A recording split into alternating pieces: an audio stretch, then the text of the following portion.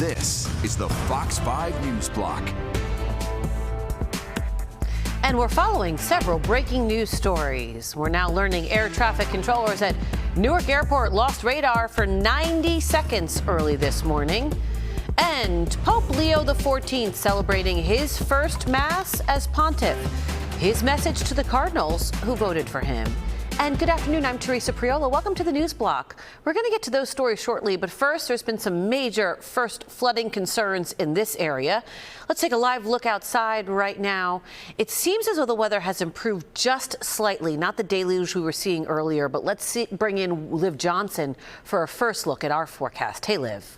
Hey, that's right. We've gone through the worst of it, and you can see on our satellite radar, most of the system has moved north and northeast. Now, as Teresa said, we do have some flood watches and warnings in the area. Pretty much everywhere north of New York City is under a flood watch. We had Long Island that was also under a flood watch. Now it's kind of just hang on to Connecticut, the lower Hudson Valley. We have it in Monticello as well.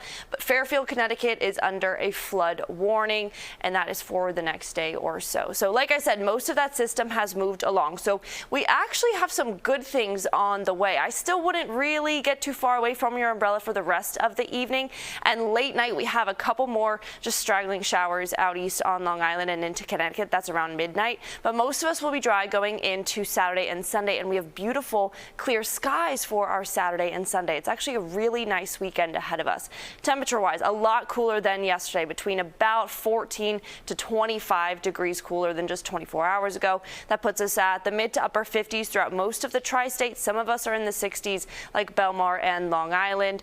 But tomorrow, better things ahead. We'll get back up into the upper 60s. Some of us will get into the 70s. And then, like I said, a really pretty weekend ahead of us. We're to 71 on Saturday, 73 on Sunday. We have a beautiful Mother's Day ahead. Even a nice start to the week, Monday, a high of 74. Then we have some more showers midweek. And then a big warm up on Friday. You see a high of 85. Teresa? Yeah, that's incredible. All right, Liv, thanks.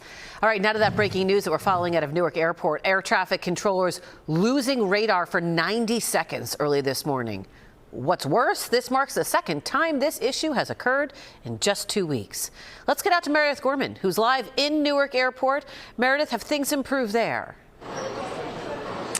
Yeah, so we've seen a lot of people getting off of their flights, heading down to baggage claim. But again, Newark Airport lost radio communications and radar displays overnight for the second time in the past 2 weeks. The airport definitely seems a lot more quiet than usual. But here's the statement that we got from the FAA about this situation. They said, quote, "There was a telecommunications outage that impacted communications and radar display at Philadelphia Tracon Area C, which guides aircraft in and out of Newark Liberty International Airport airspace. The outage occurred around 3:55 a.m. on Friday, May 9th, and lasted approximately 90 seconds. Now, this comes after another radar outage caused air traffic control computer screens to go dark for about 60 to 90 seconds on April 28th, and also stopped controllers from being able to communicate with aircraft. There was a ground stop at Newark earlier this morning, and now delays are averaging a little over 4 hours. New Jersey Representative Josh Gottheimer just spoke, saying Newark lacks staffing levels and infrastructure, and he says the airport is short 40 air traffic controllers and that the tower they work in was built in 1973. I visited the tower here actually not long ago and saw firsthand how antiquated the systems are at this airport. Air traffic controllers working grueling around-the-clock shifts. Some are working overtime without air conditioning, having to pass little pieces of paper. If you've been in the tower, they're literally passing little pieces of paper to communicate, paper slips, exposed pipes, roofs ready to cave in around them. You got to see this thing. There's already been a shortage of air traffic controllers after a handful of them ended up taking medical leave due to the traumatic situation they experienced the first time that there was this outage just within the past 2 weeks. Now, the FAA does say that they're installing new fiber optic data lines to help that radar signal between Philadelphia and New York, where this incident and the facilities are located. But Teresa, this isn't something that can just happen overnight. Definitely not a quick fix. All right, Meredith, thank you for that report. Now to the Vatican, and Pope Leo XIV celebrating his first Mass as pontiff.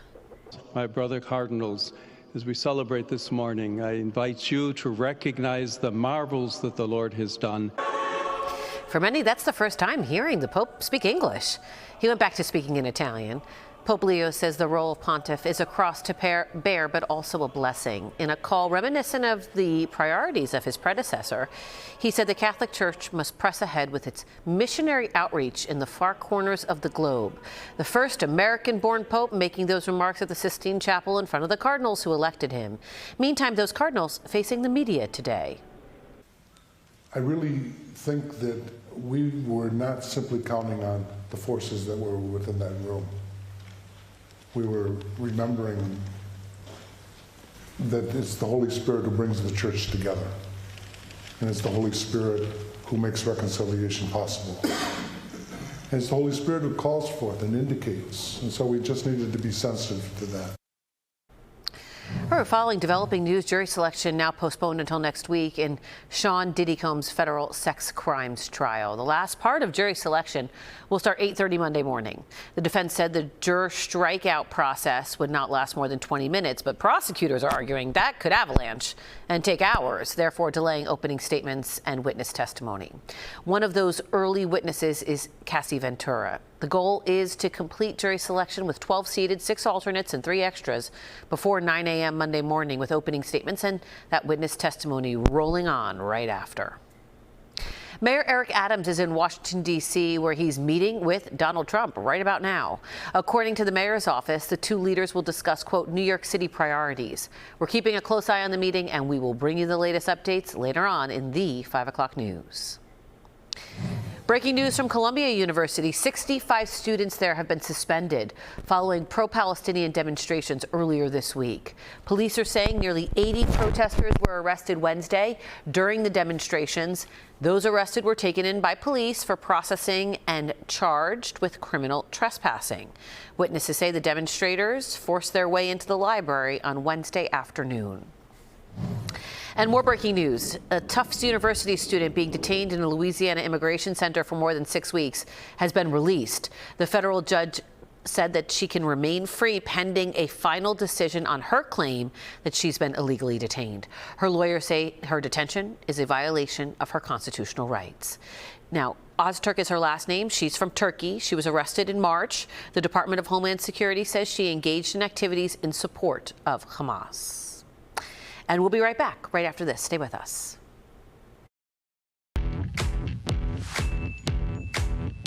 Are you ready for the ultimate entertainment experience? Spectrum is bringing together the streaming apps you love. Plus, live TV for sports, entertainment, and news. All in one place, across your devices. So no matter when or where you are, it's all here. Spectrum. All right, welcome back. Concerning news for commuters in New Jersey. Could an NJ Transit strike be on the horizon? The Brotherhood of Locomotive Engineers is meeting to discuss where things stand with contract talks with the nation's third largest commuter railroad. This all comes as both sides will head down to Washington after being summoned by the National Mediation Board. So they're fighting for a wage increase, but New Jersey Transit claims they just don't have the money to pay the kinds of salaries that these workers want. May 16th is the deadline for an agreement to be reached. Well, it's finally Friday, and there's plenty of activities and events that are happening across our area this weekend.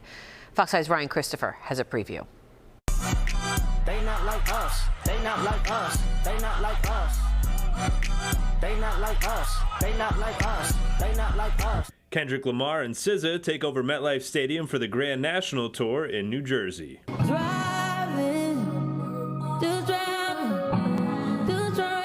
just trying to get my head right. Well, you know what they say. If it ain't broke, don't fix it. Ooh, that's broke.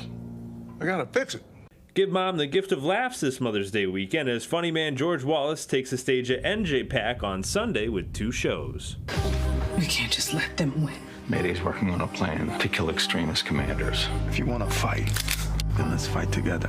Experience one of the hottest shows on TV in person for the final season of Handmaid's Tale. Check out the Paley Center's exhibit, June's Evolution, From Handmaid to Rebel. A well-tailored suit with all of the attendant accessories is a touchstone of the dandiest closet and is the focus around which Superfine is designed. And as we saw the dazzling looks of dandyism on the blue carpet at Monday night's Met Gala, now you can experience the exhibit in person at the Metropolitan Museum of Art's Superfine Tailoring Black Style. I've always designed tracksuits to elevate the men that wear them, so I really love that it could be included in the concept of dandyism. Yeah. And what does this moment mean to you in your career? I mean, I feel like it's a big deal to be here in the Met. I think it's a pinch me moment, so I'm quite gobsmacked that I'm part of this exhibition. Ryan Christopher, Fox 5 News.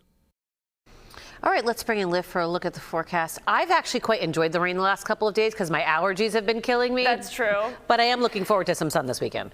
Yes, I know. There's some good and bad to it. And we had some nice days mixed in this week. But yeah, right now we're looking at pretty chilly temperatures. I mean, I think it feels chilly compared to what we've been enjoying. 58 degrees for New York. We have 48 up in Boston, 57 down in Philly. And you can see warmer air to the west, and that's what we are about to get.